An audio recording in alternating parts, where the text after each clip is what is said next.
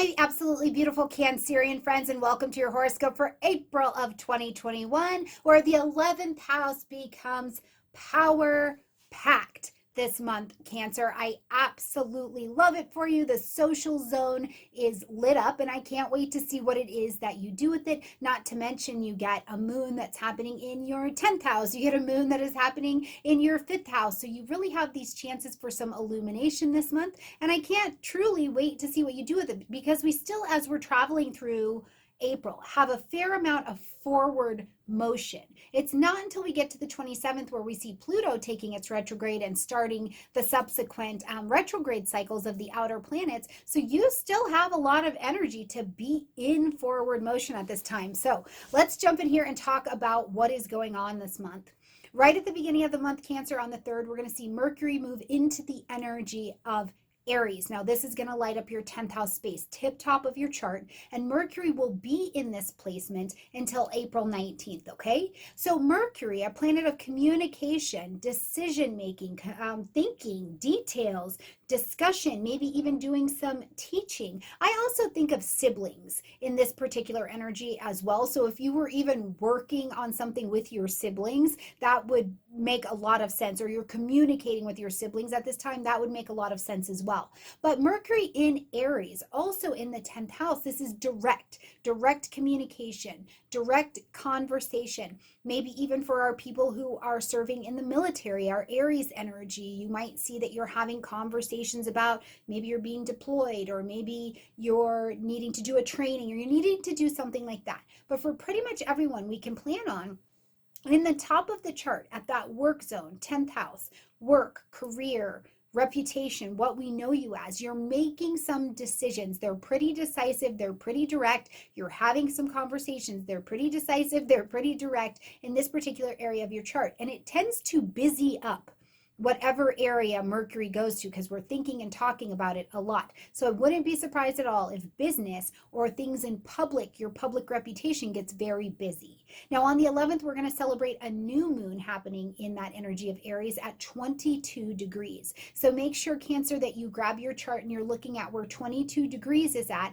so you can see if this is impacting a planet or a point, and certainly what house is this opening up for you. Now, with this particular new moon, we plant our seeds of intention at the new moon, but we plant them in the dark. There's like no light. So you plant it in the soil of magic, is what I say. Now, this moon, I think, is special because it's also going to be squaring Pluto, okay? What that indicates to me is that you can plant your seeds of intention around your career, or around your reputation, or around what we call you, your title in the world.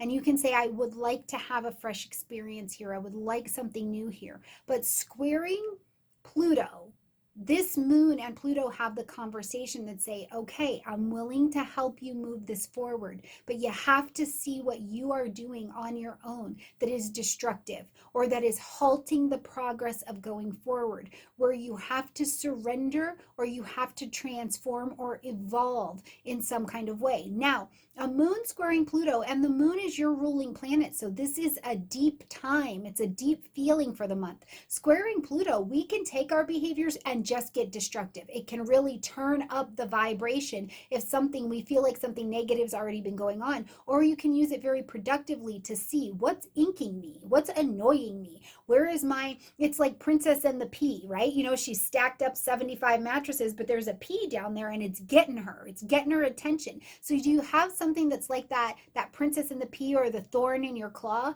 This squaring Pluto, I think, is going to show you where you need to make an adjustment, or you maybe need to get honest or have a revelation around something, so that you can access that new moon energy and have this fresh start at this particular area, okay? Oh, okay. Loss of career. This is a loss or a transformation of career, or you're facing it. You're in front of it. Like it may feel impending, but this is a change to the career. Like you are either losing it, or you're having to really change the way that you're doing it. I think that's what that square brings. And please, if that is you, let me know in the comment section down below.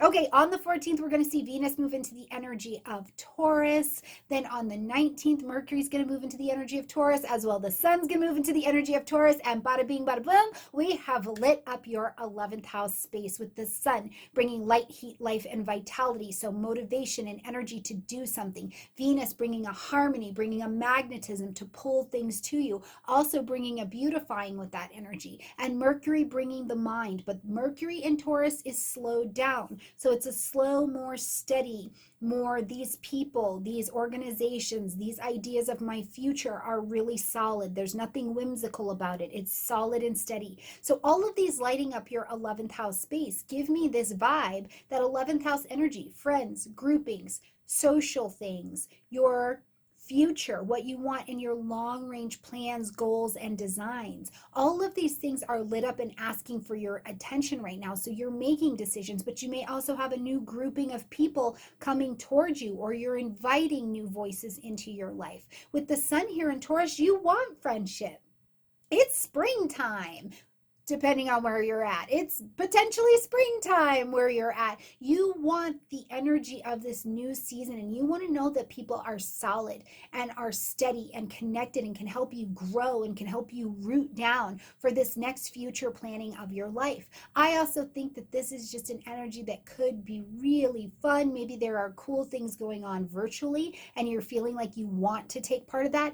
Now remember, Saturn is in the energy of Aquarius, which also shares that 11th house energy. So at this point in the year, Saturn may have shown you, Cancer, that it's like, no, you can't be involved in 50-11 groups. Like, you got to pick 5. But because you picked those 5, what this energy would allow you to do is really nurture that, really ground down and grow that. And I always laugh because I feel like when the Sun ingresses into a certain sign, you may find that you're more attracted to those signs. Or, you know, Cancer, did you have that Taurus that you really thought very highly of 100 years ago, and now they feel like they're back on the table? Or you're just attracted to the Taurus luxury, Venusian kind of energies in your life. Whatever it is, take it. Love on your friends, love on these groups. Ask your questions if these groups and these plans that you've made for your future actually align with your values that you have going on right now.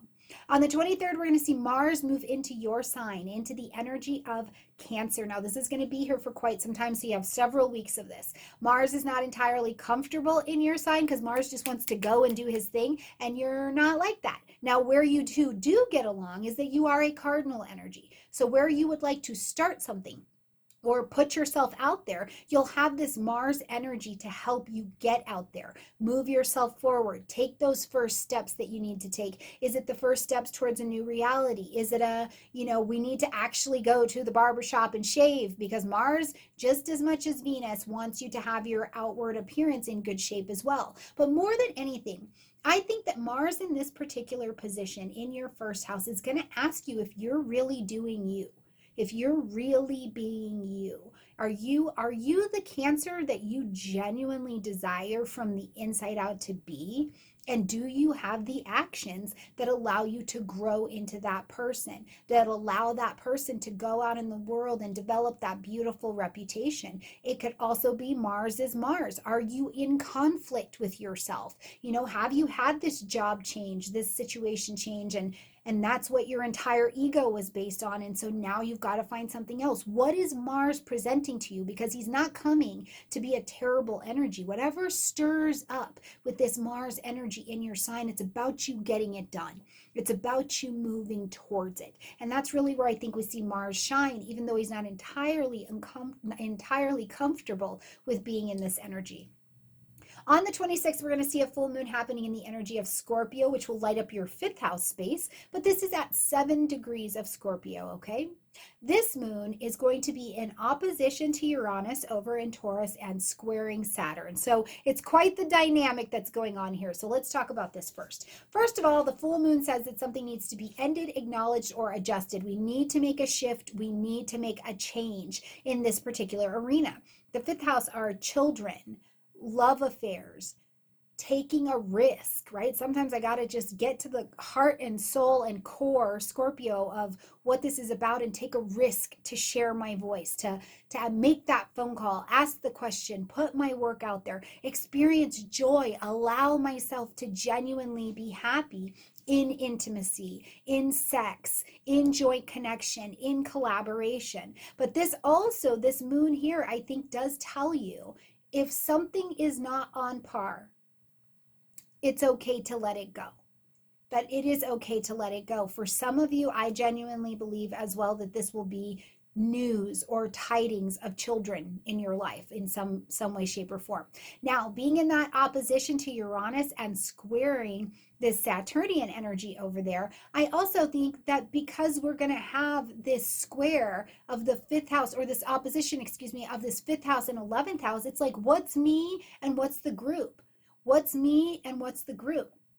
Or what's me and this is mine, and what is mine, but that I also add it to the group. So very much so an identity around the friendships, the groupings, all of these things, and what makes Cancer Cancer, I think are going to be some questions that are on the table this month for sure. But whatever you discover in there, it's almost this energy, surrender to win. Surrender to win. And that's a place where you can build some solid, steady ground, okay? Now, as we close out this month, we're going to stop all that forward motion. And on the 27th, we're going to have Pluto step into its retrograde at 26 degrees of Capricorn. Now, I'll tell you, you've seen it. You've been looking at it for a couple years. In this Capricorn energy, it's probably not anything new that is on your table. You know, if you've been dealing with the government, if you've been dealing with ideals or things at work, if you've been dealing with things about the family, Pluto is going to retrograde here over some stuff you've already seen and help you transform, help you go back over it, say, where can we put down the power struggle? Where does the evolution need to happen? And maybe you couldn't even see it before. You need a retrograde to go back over this seventh house area, conscious, chosen, one-on-one relationships, ideas around marriage, ideas around partnerships, because how many times have you been like, no, I'm over it. I'm trying to have a sandwich, not a relationship. You know, where have you been with that? Or where has it been that I've just been so willing to be in relationships and I haven't had time to stop and be on my own? If you're in a coupled up relationship, where do you need to see this? Where is it time for it to evolve? That's what Pluto's cross-examination, as Achutabhava calls it, is going to give you the view of as it goes backwards over this seventh house area. So I would really ask you, as you're experiencing this Pluto retrograde, Cancers, go back over your mind frame currently and previously around relationships, whether they be business relationships, anything that you signed a contract to be connected to another energy with. Look over that and let's look at what the patterns are presenting for cross-examination. All right, my absolutely beautiful Cancer friends, I love you. I look forward to seeing you next month in the videos. Please check the description box down below if you have questions, because I answered many of them in that description box down below. Plus, you can get the links to all the astro happenings as well. All right, guys, like this video, comment, share, subscribe. I love you, and I'll see you next month. Bye, everybody.